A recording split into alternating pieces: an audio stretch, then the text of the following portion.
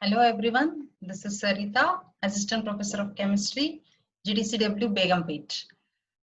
I welcome you all to my next session, that is spectroscopy. Suppose if we have any unknown compound, how do you determine the structure of that particular unknown compound? Generally, we go for either chemical methods or physical methods. So chemical methods where we use different chemicals or reagents to know the structure of the compound. Whereas under physical methods, we can go for spectroscopy. So today, let us deal with spectroscopy, the principles involved in spectroscopy and about Lambert-Beer's law. So what is spectroscopy actually? Spectroscopy is nothing but how the matter interacts with the light. So we can define spectroscopy as it is a branch of science that deals with the study of interaction of matter with light. So this light, it is nothing but the light contains, we know that it is electromagnetic radiations. So we can also define this spectroscopy as the interaction of electromagnetic radiation with the matter. So when the light falls on the particular matter, how it interacts with the matter. So here you can see, this is the incident light which is falling on the matter. And what is happening to this light? It is either being reflected back, so that is known as reflected light, or it is getting absorbed into the matter. So when it gets absorbed, we call it as absorbed light. And after passing through the matter, some of the light will come out or it is transmitted out.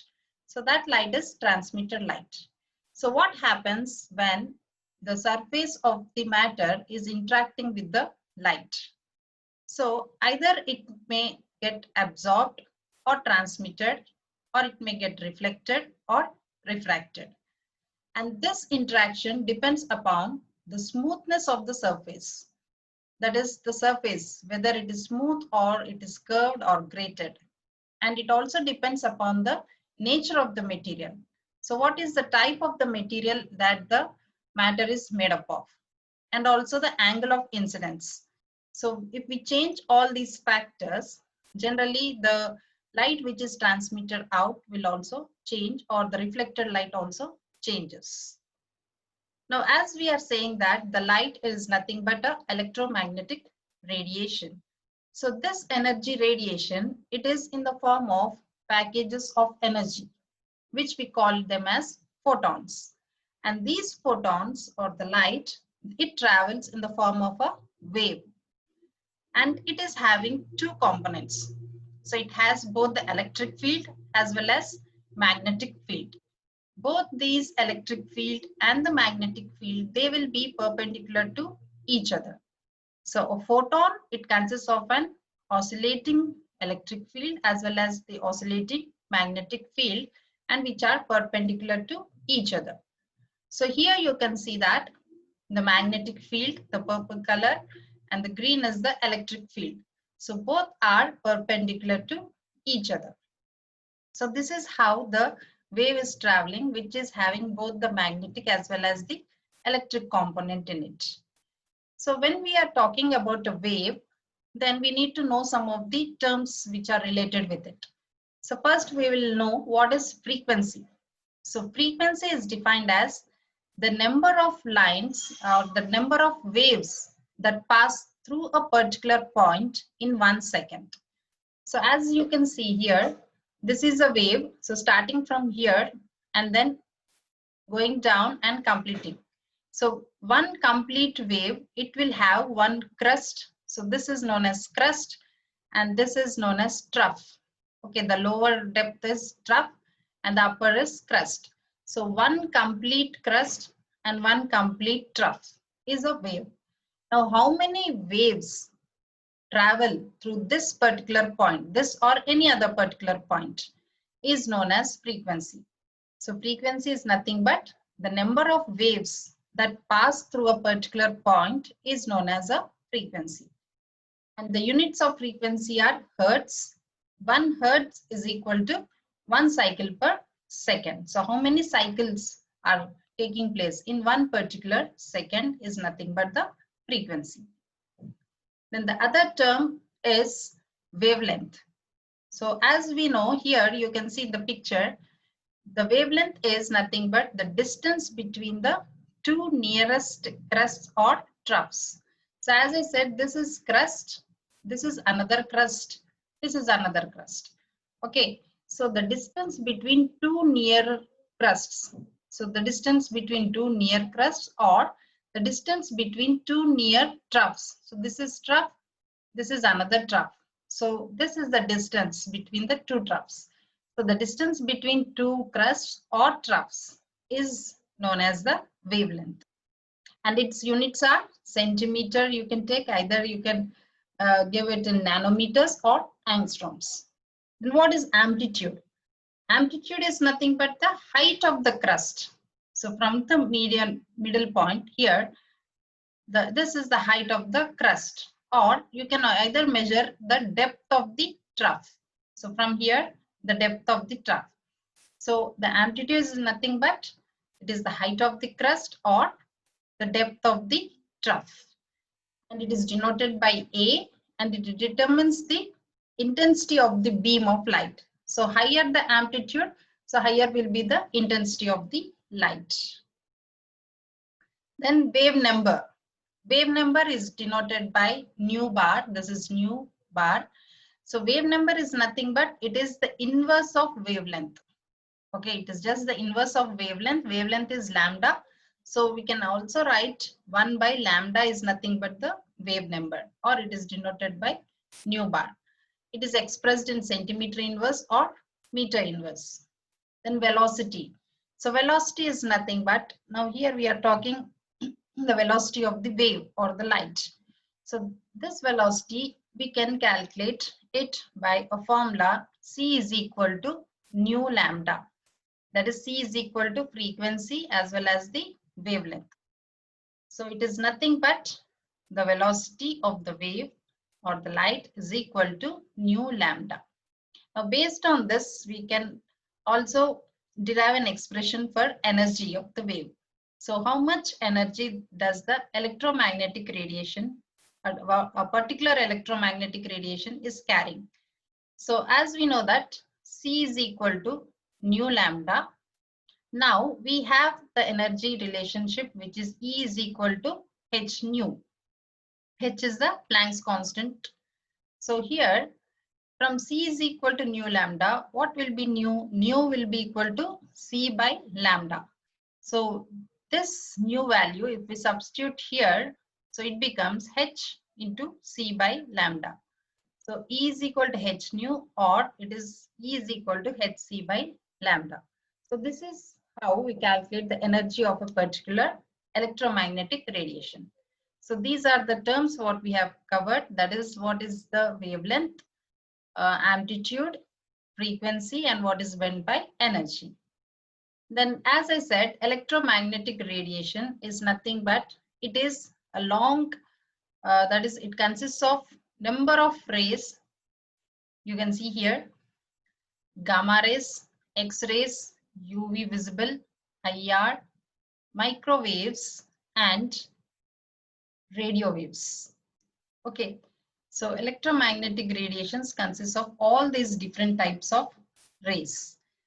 Now these rays are arranged in the order of wavelength or frequency or energy you can take. So in the order of the wavelength, suppose here you can see the wavelength of gamma rays is very less, 10 raised to -3 or -11 meters. So as you move on to the right side, that is when we are moving towards the radio waves. So what is happening to the wavelength? It is increasing. So wavelength increases as we move from gamma rays to the radio waves. These radio waves have higher wavelength. Now when we consider the energy, now energy is inversely proportional to the wavelength, because we have seen in the expression E is equal to hc by lambda. So energy is inversely proportional to wavelength. Now you can see the energy for gamma rays is around 10 power 8, whereas when we go towards the radio waves, it is 10 power -6. So what is happening? The energy is decreasing. So the energy of radio waves will be less when compared to the energy of gamma rays. Same as the frequency also. Frequency and energy are both directly proportional. So as the frequency is, you can see again from gamma rays to the radio waves, what is happening? The frequency is decreasing. Here it is 10 to the power of 7 hertz, whereas here it is 10 raised to 21 hertz. So gamma rays are highly powerful radiations which are having high energy, whereas the wavelength will be very less. Whereas the radio waves are having higher wavelength but less energy. So this is the electromagnetic radiation. Now how these rays, different rays will interact with the sample, that we have to see. Suppose if you are taking a prism and a white light is incident on it. So what happens?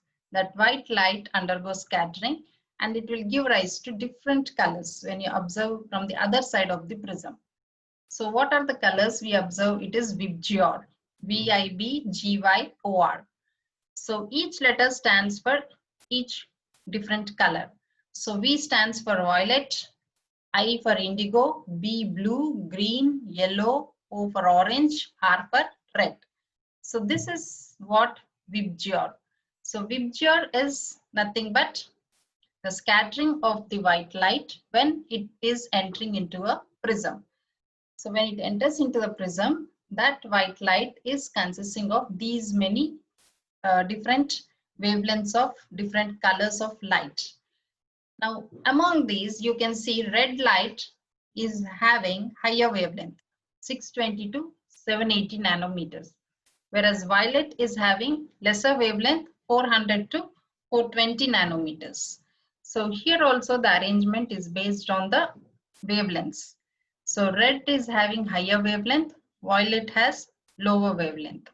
So this light, when it falls on a particular molecule, so what happens is the atom, or that is the molecule, it can interact with the light and then it will give rise to a spectrum. Okay, so the spectrum is nothing but graph of intensity of absorbed or emitted radiation. So when the light is falling on a particular substance, it can absorb the radiations as well as it will emit also. So we can study the spectrum of both absorbed as well as the emitted. So the spectrum or the graph, whatever we get, will be on x-axis. We get will be taking frequency or wavelength, and on the y-axis we will be having the absorbed or the emitted radiations intensity. And the instrument what we use for the study of this spectra is known as spectrophotometer. Now, as I said that it may either absorb or emit the radiations. So first we'll see the absorption type of spectroscopy. So absorption spectroscopy takes place when a particular light will, when it goes and falls on a particular molecule, what happens is the molecule will absorb that light energy from the light, and the electrons which are present in the molecule, they will absorb this light and they get transited, or that is they get excited from the lower state to the higher energy state, or from the ground state to the excited state. So generally we know that all the molecules or the electrons will try to be only on the ground state or the lower energy level, because that will be the more stable thing. But when the molecule is absorbing energy, what happens, as it is absorbing, it can excite from the lower energy level to the higher energy level. So that absorption, study of how much energy of the light is absorbed for this excitation, is nothing but the absorption spectroscopy.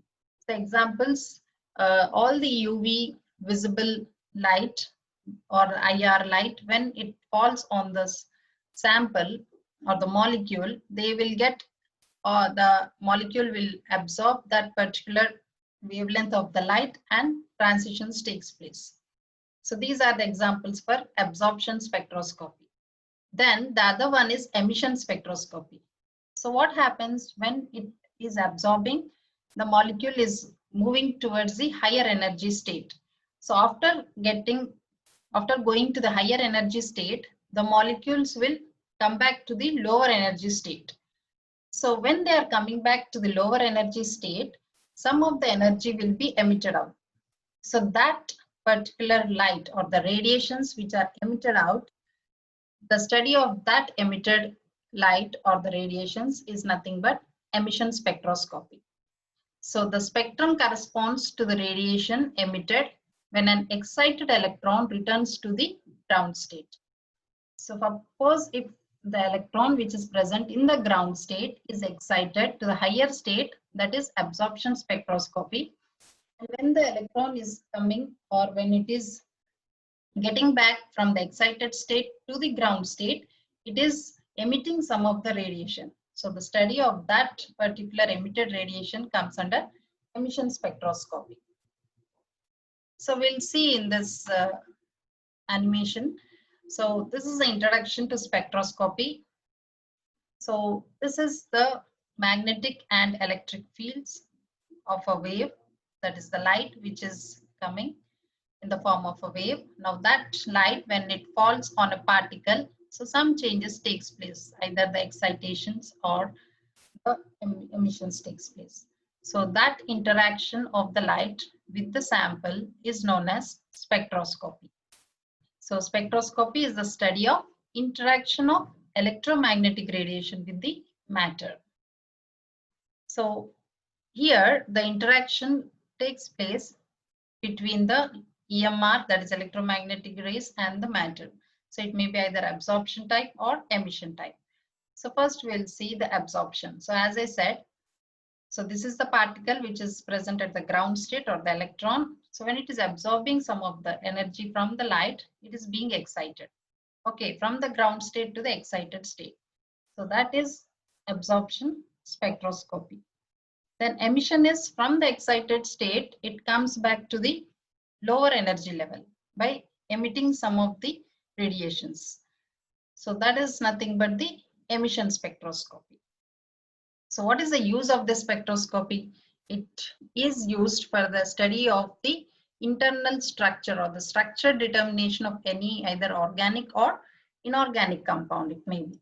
So if we look at the advantages of spectroscopy, it is less time consuming when we compare with the chemical methods. It is very small amount of sample is required and cost effective in the long run. First, if you want to purchase it, it is that is the cost is high, but it is very cost effective in the long run. So it is less time consuming, very small amount of sample is required. So this is the main advantage of spectroscopy. So that is the reason why we need to study the spectroscopy.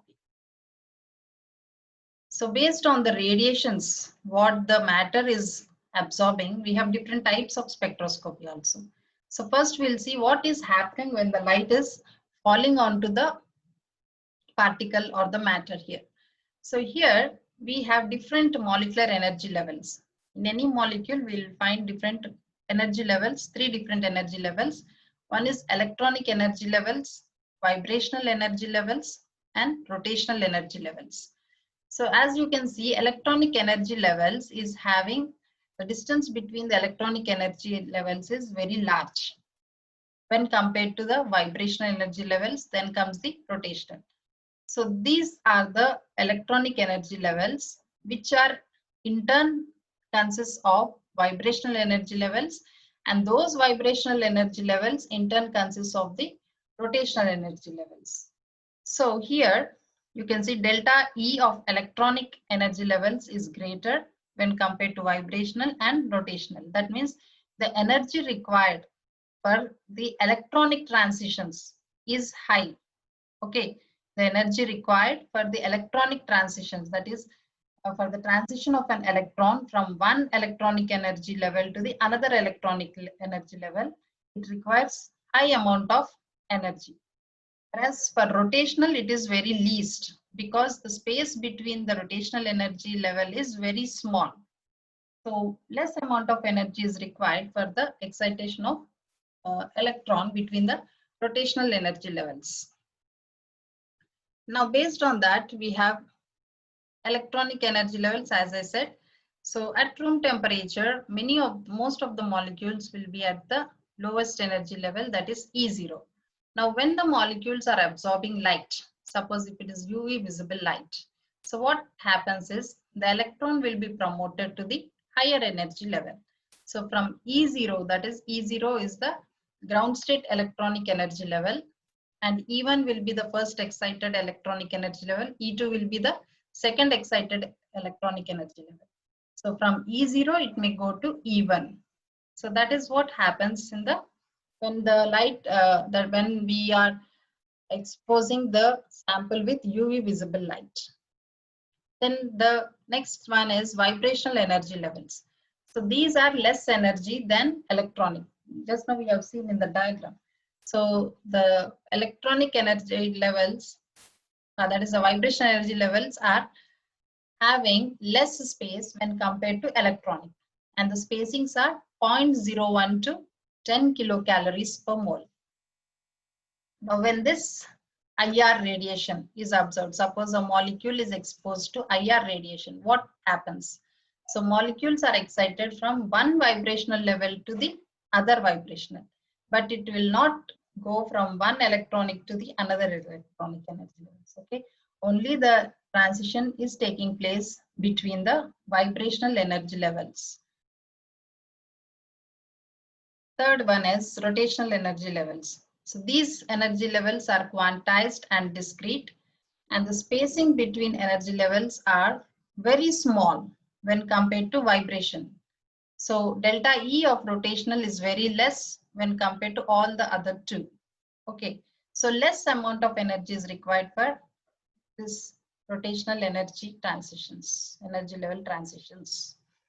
So again, the same picture I'm showing you. So electronic energy levels from E0, from suppose if this is E0 to E1. So from here to here, if the transition from here to here, the transition is taking place where you can see that the energy difference is large. Okay, so high energetic radiations such as UV visible, they can only that is if the sample is radiated with UV visible radiation, then only such type of transitions takes place between the electronic energy levels. Okay, then suppose if it is irradiated with IR, so IR radiations, only the transitions takes place in vibrational energy levels from V0 to V1. Then if it is suppose microwave region, which is having very less energy, that means the transition takes place only among the rotational energy level, these small lines, okay, from R0 to R1. So again, we can just have a look at it, different types of molecular spectra. So this is the molecule where it is interacting with the light. So we have different energy levels. So as I said, electronic, vibrational, rotational. So the red one is electronic, the blue is vibrational, and still that vibration consists of rotational. So particular wavelength of light is necessary for the transition to take place. And this is EMR spectrum. It consists of different rays. So based on that, we can have different types of molecular spectra, pure rotational, then vibrational rotation, and electronic band spectrum. So first, rotational spectra. So suppose a very less energetic radiations such as microwaves is interacted with the sample. What is happening? Only rotation is taking place. So the excitation we can see between the rotational energy levels only. Okay. So this such type of low energetic radiations we find in far IR and microwaves. So this spectra is known as microwave spectra. Then if the energy of the light is little bit more when compared to microwave, that is IR, you can see transition between vibrations, energy levels. So here rotational as well as vibrations takes place. So it is known as vibrational and rotational spectrum. And this amount of energy you can study with near IR. So this is known as IR spectra.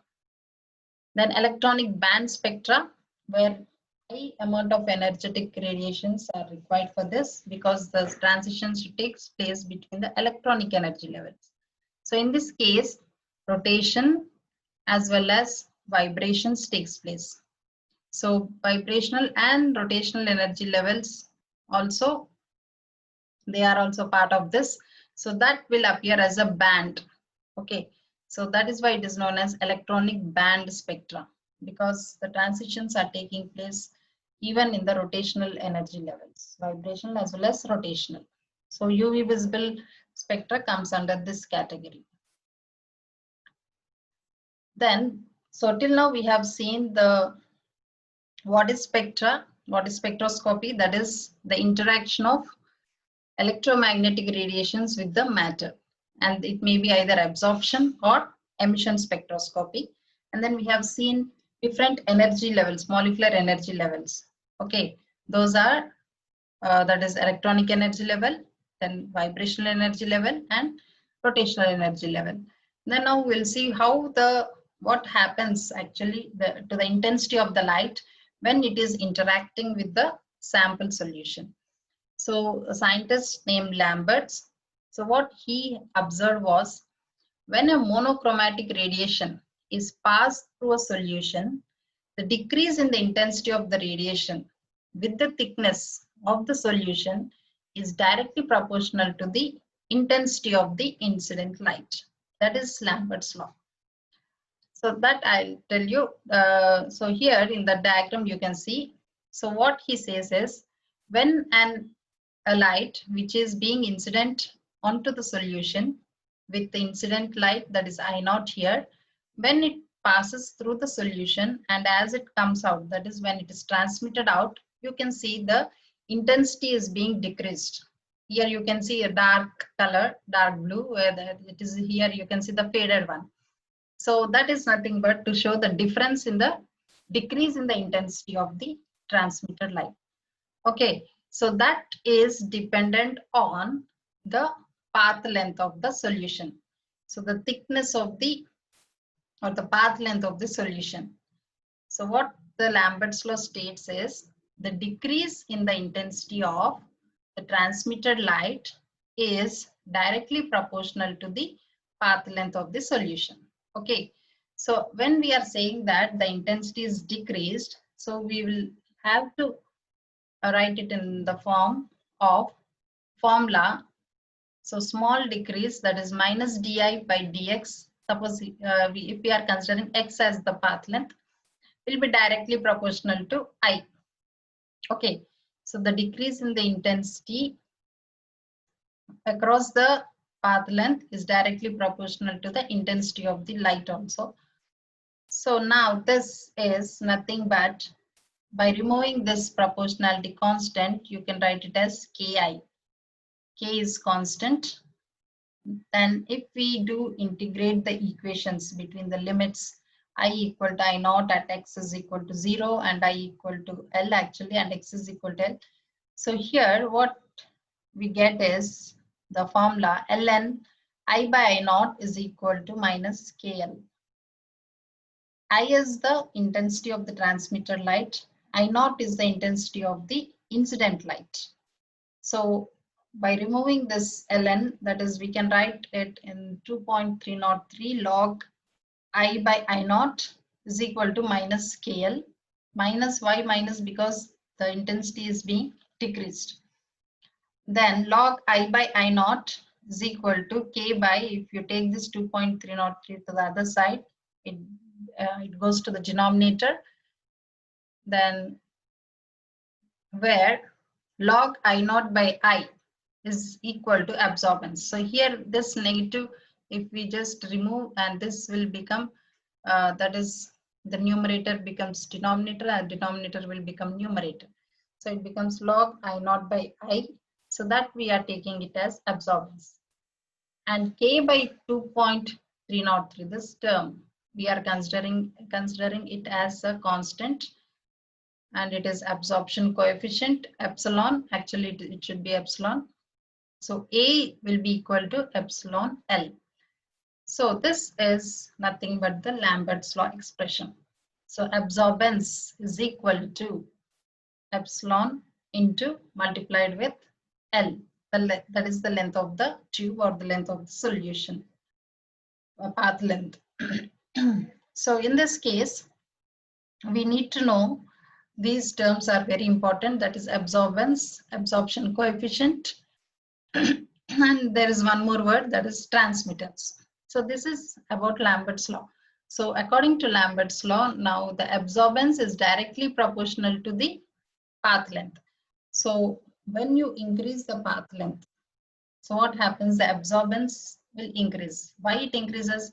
Because when the path length is increased, what happens? More number of molecules will be present where that is the light can interact with more number of molecules. Suppose if it is passing to one particular path, so here you can see if we increase this length, okay, more number of molecules will be there to interact with the sample, to the with the incident light. So that's why absorbance will be more. So that was with the Lambert's law. And the other scientist named as Baird. So what he proposed is, it is not only, it depends, that is the intensity, decrease in the intensity of the light not only depends upon the path length, it also depends upon the concentration of the solution what we are using. So concentration of the solution means here, suppose, so what he has stated is, when a monochromatic radiation is passed through a solution, the decrease in the intensity of radiation with the thickness of the solution is directly proportional to the intensity of the incident light as well as the concentration of the solution. So the intensity, whatever it is, the transmitted light decrease is there, it depends upon the, that is, it is directly proportional to the incident light as well as the concentration of the solution. So the same thing we can write like this: decrease in intensity, that is minus di by dx, is directly proportional to the concentration as well as the intensity of the incident light, so into Ci. So if we remove the proportionality constant, it becomes equal. So we are writing K prime there, it is a constant. Then again, if we do the same thing, integration, so we'll get ln I by I naught is equal to minus K prime Cl. Okay, now again converting this ln to the logarithm, we'll get 2.303 log I naught by I is equal to KCl. Then just interchanging, 2.303 goes to the denominator there. And then log I naught by I, as we said, it is nothing but the absorbance. Then K by 2.303 is epsilon, that is molar extinction coefficient. We are calling here it as molar extinction coefficient, which is constant for each and individual solution. Then A is equal to epsilon Cl. So this is the final equation for Bayer's law. Okay, so it says that absorbance is directly proportional to the concentration of the solution as well as the path length of the solution, right? So the combination of these two laws is nothing but the Lambert-Beer's law or Beer-Lambert's law. It states that A is equal to epsilon Cl. So this is the equation you have to keep in mind. So according to this equation, we have different terms we have to define. So absorbance is, you can see it is directly proportional to the concentration as well as the path length of the solution. So as I said, there is another term which is transmittance. So after the solution, suppose the solution is absorbing a particular amount of light, some of the light will be transmitted out. Okay, so that is nothing but transmittance, and it is defined as the ratio of intensity of transmitted light to that of the incident light. It is nothing but reverse of absorbance. Okay, so T is equal to I by I naught. So I is what? Intensity, this I is intensity of transmitted light, whereas I naught is intensity of the incident light. Okay, so it is having no units because it is a ratio of transmittance of the lights only. So as the concentration of solution and the length of the medium increases, the intensity of the transmitted light goes on decreasing. So why it decreases? Tell me. So that means here, so as the concentration is increasing, okay, as well as the length is increasing, what is happening to the absorbance? Absorbance also increases. Okay. So why? Because the concentration increases means number of molecules which are present in that particular solution is increasing, as well as length, path length increases means the number of molecules which are interacting with that incident light also increases. So therefore the absorbance also increases. So when absorbance is increasing, the transmitted light will be less. So that is the reason why the transmittance is always inversely proportional to the absorbance. So when absorbance increases, transmittance decreases, or when absorbance decreases, transmittance increases. So that is what, again, the absorbance, the negative logarithm of transmittance is called absorbance. So A is equal to minus log T, or A is equal to minus log I by I naught. This is I by I naught is what? Is the transmittance. Okay. So now if we just remove this negative charge, so just the two terms are getting reversed. So A will be equal to log I naught by I. So this is the formula to calculate the absorbance. So that's what I said. So absorbance and transmittance are inversely related. Okay. So absorbance increases with increase in concentration of the solution and the length of the medium, because A is equal to epsilon Cl. That equation you need to remember. Then how to define molar extinction coefficient, that is epsilon. And it is defined as the absorbance of a solution with 1 centimeter thickness and 1 molar concentration. So that means when the concentration is 1 molar and when the path length is 1 centimeter, that is nothing but E will be equal to A. So from Beers-Lambert's law, A is equal to epsilon Cl. Okay. So E will be, that is epsilon will be equal to A by Cl. So C, as you know what is C? C is the concentration which is expressed in moles per liter. L is path length which is expressed in centimeter. And A is the absorbance. So as I said, if length is 1 centimeter and concentration is 1 molar, then what happens? E will be equal to A, because the C and L, we are making it unity. That means E is equal to A. And the units of epsilon are liter per mole per centimeter. So this is what Beer-Lambert's law says. A is equal to epsilon. Actually, it should be this one, that is epsilon Cl. That is nothing but log I naught by I, where C is concentration in moles per liter. L is length of the path through the cell. So this is the cell, the length, how much it is traveling, and epsilon is molar absorption coefficient. So this is how we record in the that is how what is the transmittance and the absorbance we record in the spectrophotometer.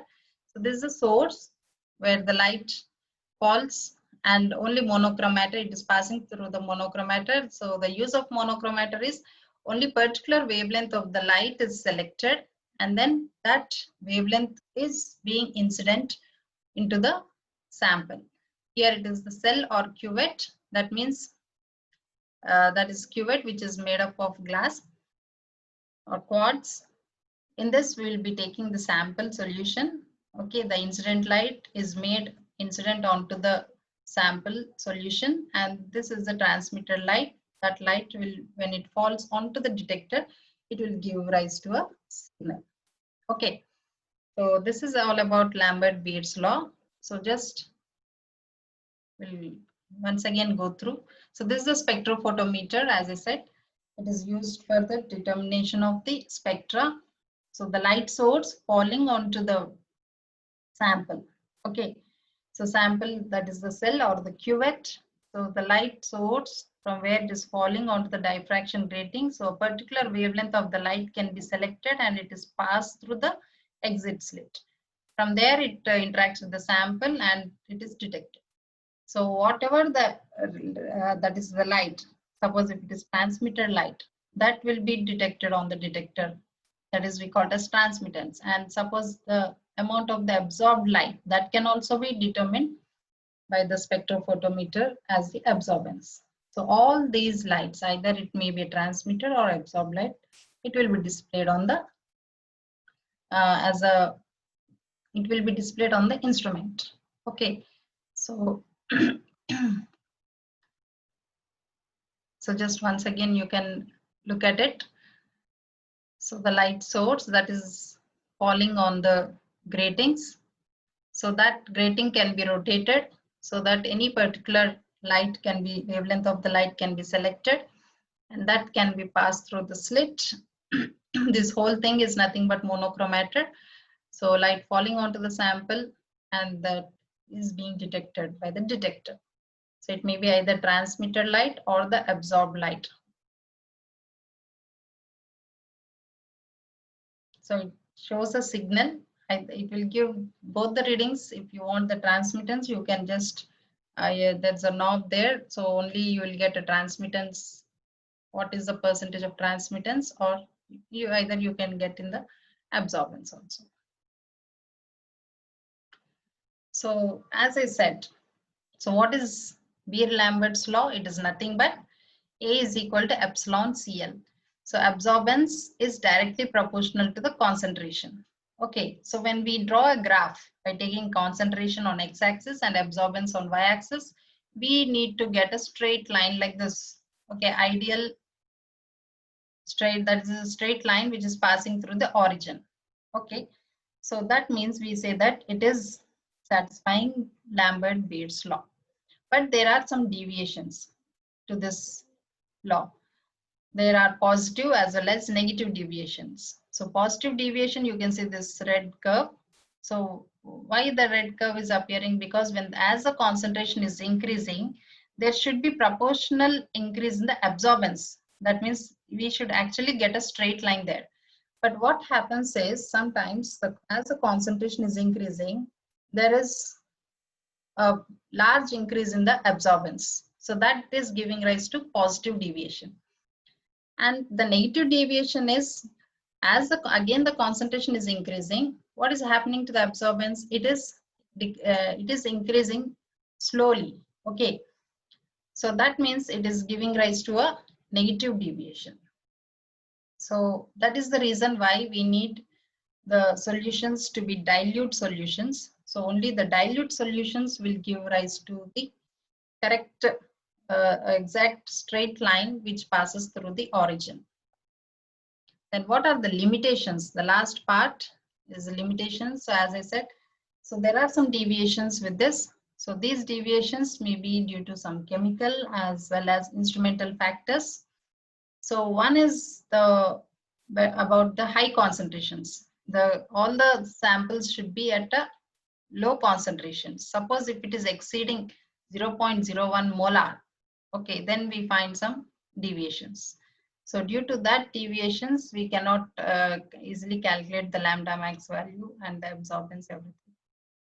So we need to see that the solution is dilute, and there should not be scattering or fluorescence or phosphorescence also. So these are some of the instrumental as well as the chemical. It's not exactly chemical, but some of the light, it undergoes scattering, and sometimes fluorescence, phosphorescence can also be seen. So that is also one of the limitation of this law. So change in refractive index at high analyte concentration. So high concentration of the sample will also change in the refractive index. So hence the solution should be taken in a low concentration. That means it should be diluted. So this is about Lambert's Beer law. So what is the formula we need to remember is A is equal to epsilon CL. A stands for absorbance. Epsilon means molar absorption coefficient. C stands for concentration of the solution, and L stands for the path length of the solution. So in today's class, we have seen what is spectroscopy. So two types, that is absorption as well as emission spectroscopy. So what are the different molecular energy levels? So what are they? There are three types. Those are electronic energy levels, vibrational energy levels, rotational energy levels, and then we have seen this Lambert's law as well as Beer's law. So combining together, it is Beer-Lambert's law and the limitations. So thank you for watching. Hope you have understood the topic. See you later. Bye.